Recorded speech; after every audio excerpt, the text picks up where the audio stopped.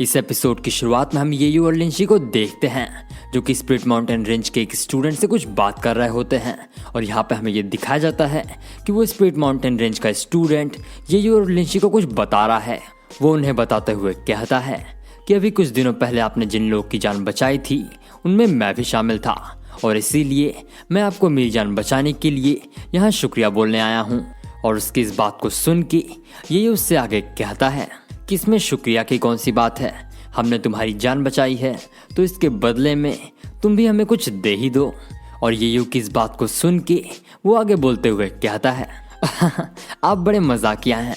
और उसकी इस बात को सुन के लिंशी बातों को घुमाते हुए उससे ये पूछने लगती है कि वो सभी स्टूडेंट्स जिनको उन्होंने बचाया था उनकी तबीयत अब कैसी है।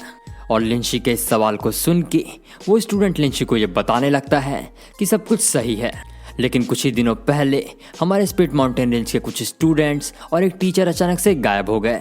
और उसकी इस बात को सुन के लिंशी उसे दिलासा देते हुए कहती है कि फिक्र करने की कोई बात नहीं है, वो लोग जल्दी ही वापस आ जाएंगे। और उसकी इस बात को सुन के वो स्टूडेंट आगे बोलता है कि उम्मीद तो यही है। और ऐसा बोल के वो वहाँ से चला जाता है। और उसके जाने के बाद लिंशी भी इस मामले की छानबीन करने के लिए येयू के साथ निकल पड़ती है। जिसके बाद फिर सीन चेंज होता है और हमें एक दूसरी जगह का सीन दिखा जाता है जहाँ पे हम येयू और लिंशी को देखते हैं जो कि उन स्टूडेंट्स को ढूंढते हुए वहाँ पे गए होते हैं। और यहाँ पे हमें ये दिखाया जाता है कि उस जगह पे रहने वाले एक मॉन्क उन दोनों को ये बता रहे होते हैं कि अभी 1 साल पहले तक ही स्प्लिट माउंटेन रेंज के वो टीचर और उनके स्टूडेंट्स यहीं पे रह रहे थे, लेकिन इस समय वो सभी कहाँ हैं ये बात उन्हें भी नहीं पता है।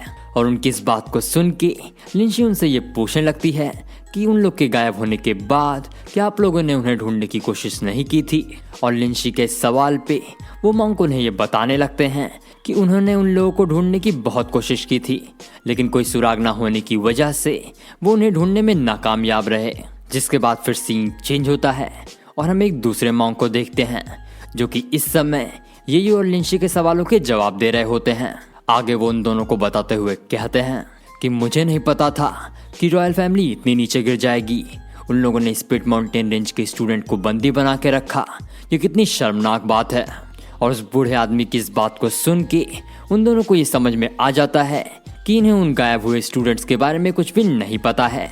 और इस बात को समझने के बाद येयू और लिंशी तुरंत ही वहाँ से चले जाते हैं। इसी के साथ में फिर सीन दोबारा से चेंज होता है और हमें एक दूसरी जगह का सीन दिखा जाता है जहाँ पे हम येयू और लिंशी को देखते हैं जो कि एक जगह पे बैठ के आपस में कुछ जरूरी बात कर रहे होते हैं। और इसी बातचीत के दौरान लिंशी येयू से कहती है वांग फैमिली को सिमोर सिटी के लॉर्ड यानी कि लॉर्ड वी वू याद चलाते हैं, तो इसका मतलब ये है कि सिमोर सिटी में होने वाली हर एक घटना के बारे में उन्हें ज़रूर से जानकारी होगी और इसीलिए हमें सबसे पहले उनसे पूछताछ करनी चाहिए। और मुझे ये पूरा भरोसा है कि उनसे पूछताछ करने पे हमें उन गायब हुए स्टूडेंट्स के बारे में ज़रूर कुछ ना कुछ पता चलेगा। और उसकी इस बात को सुन के यही उससे कहता है कि वो कोई मामूली इंसान नहीं है जिनसे तुम जब चाहे तब मिल लो। वो वांग फैमिली के लीडर हैं, उनसे मिलने के लिए हमें न जाने कितने पापड़ बेलने पड़ेंगे। जिसके बाद उन दोनों के बीच में बहस होने लगती है और देखते ही देखते बात इतनी बिगड़ जाती है कि ये उसे अपनी बात मनवाने के लिए लिंशी को उसके पैर तक दबाने पड़ते हैं। जिसके बाद फिर सीन चेंज होता है और हम थोड़ी देर बाद का सीन देखते हैं और यहाँ पे हमें ये दिखाया जाता है कि येयू और लिंशी लॉर्ड विवुया से मिलने के लिए उनके घर पे गए हुए हैं। हालांकि उनके घर पे ना होने की वजह से वो लोग उनसे नहीं मिल पाते और ना चाहते हुए भी येयू और लिंशी को खाली हाथ वहाँ से वापस आना पड़ता है। और वापस आते समय येयू और लिंशी की दोबारा से आपस में बहस हो जाती है, लेकिन उसी बहस के दौरान वहाँ पे एक तीसरे आदमी की एंट्री होती है जो कि उस रास्ते से गुजरते हुए लिंशी को गंदी नज़रों से देख रहा होता है। हालांकि येयू उसे ऐसा करते हुए पकड़ लेता है और ऐसा करने के लिए वो उसे सजा भी देता है। वहीं दूसरी तरफ येयू को अपनी इतनी परवाह करता हुआ देख के लिंशी मन ही मन खुश होने लगती है।